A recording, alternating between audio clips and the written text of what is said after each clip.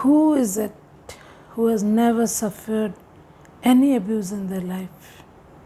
I don't think there is anyone who can tell that they have not suffered any abuse in their lives.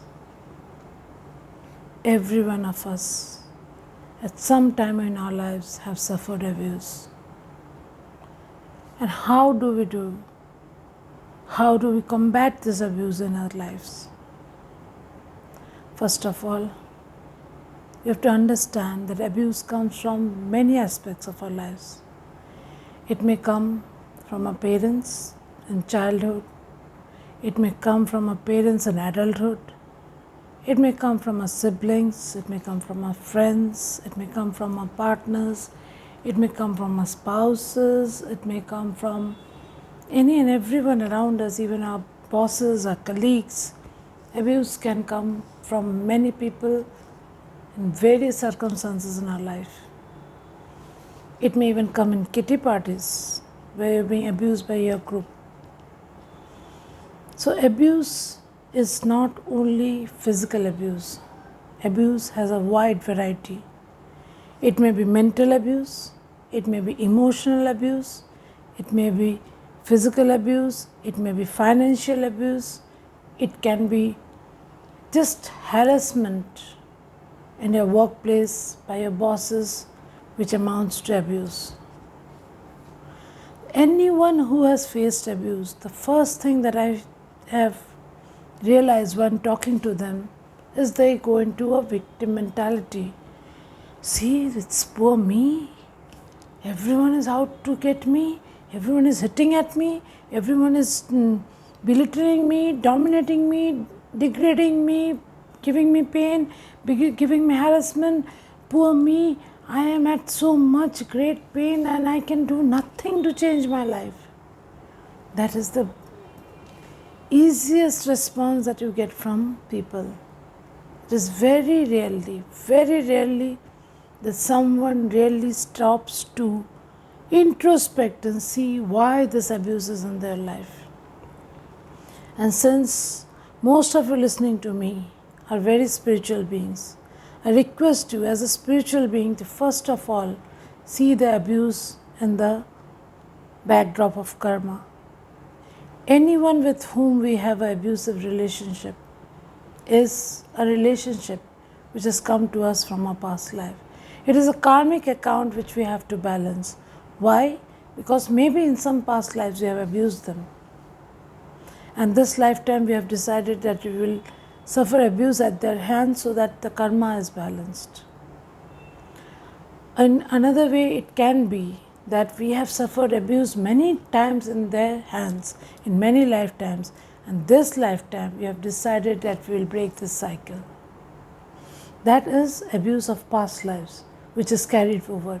So how can you deal with this? The easiest way to deal with abuse from a spiritual perspective is to start forgiving them for all the abuse that they have meted out to you in past lives, parallel lives, current life, future lives. Because time is linear and everything is happening at the same time. If it is that it is a pattern that you have to break, you have to understand that this is a soul lesson you have come to learn. And in order to break this pattern, first of all, you need to forgive.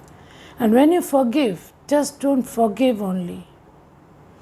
Just forgiving them or asking for forgiveness is not enough. You have to heal the trauma, the pain of that lifetime inside you.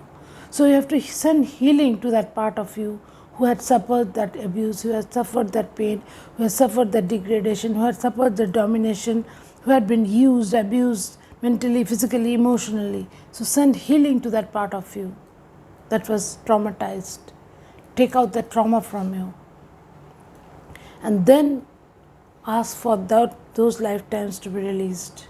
As you do this release of those lifetimes, you will immediately feel a shift in your relationship if you do it sincerely, not mechanically. Sincerely asking forgiveness from the soul for all past life abuse that you have meted out to the soul. Sincerely forgiving them for whatever they have done to you in past lives, current lives, future lives, parallel lives. And understanding that it may be a soul lesson or a karmic account. you have to be out of your victimhood, that everyone is out to get me, and you have to take it from the perspective of a divine being who is taking back their powers from this abuse. Second of all, you have to understand that when you have had an abusive childhood or abusive past lives, there is a energy inside you which is full of this abuse, this victimhood. So as long as you are in this victimhood, as long as you think that it is poor me, I am the one who is suffering, I am the one who is always being traumatized, I am the one who is always being abused, I am the one who is suffering, you will attract abuse. The minute you understand that this was a lesson that you have finished and you need to complete it, and you can only complete it by forgiveness and by releasing and letting go of the past, will you become empowered. You have to understand that behind everything that happens in your life, you are responsible. Once you take responsibility for your life, what happens? Your life shifts. Why? Because when you take responsibility for your life, the basic thing that happens is you understand that I am responsible for either the good of my life or the bad of my life. So if there is something happening in my life, if there is abuse in my life, somewhere I lack boundaries. Somewhere I have this victim mentality inside me. Somewhere I have this abused part inside me which is not healed, which is why I am attracting more abuse into my life. So when you understand this, when you take responsibility and you start healing yourself, the more and more you heal yourself, the people around you start getting healed. Because everything that happens to us happens because it is not they who are out to get us. It is we who have something unhealed inside us, which is why we are attracting this into our lives. The moment you heal yourself, the same abusive person will not be able to abuse you, will not be able to find fault with you, will not be able to demean you, because you will be standing in your power, in your boundaries, and you will be able to forgive them and release the past agony and the pain inside you. You are not in the drama mode. And sometimes you have to understand, to end the abusive relationships, you have to break the relationship. Sometimes the lesson is in breaking the relationship, because some people, even with forgiveness, do not change, because it is their karma that they have to be left alone. So when you let go of these relationships, they receive back what they have decided on the soul level, that I will abuse this person and this person will leave me, and then I will introspect and I will realize why I abused them and what I learned out of this abuse. So sometimes you have to let go of someone in order for them to fulfill their life mission, to fulfill the life path, to fulfill the life lesson. So whenever you are being abused, I understand that it is very painful. I understand that it is very traumatic. But if we take it from a perspective of a spiritual person, if we take it from the perspective of self-responsibility, I think it is easiest to release this pain, this trauma, by understanding that somewhere I am responsible for it, because of past lives, because of current life behaviors, because of the past abuse that I had in my life. Whatever it is, I am responsible. So it is my duty to heal myself, and I cannot go on blaming other people for the abuse that they are giving to me.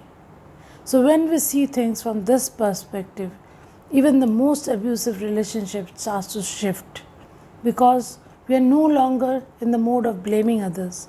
We are in the mode of healing ourselves. And as we start healing every day, we go stronger and stronger and brighter and more loving towards ourselves. And as we start loving ourselves, as we start nurturing ourselves, as we start understanding ourselves, what happens? A great shift happens. And suddenly one day we are free of every abuse.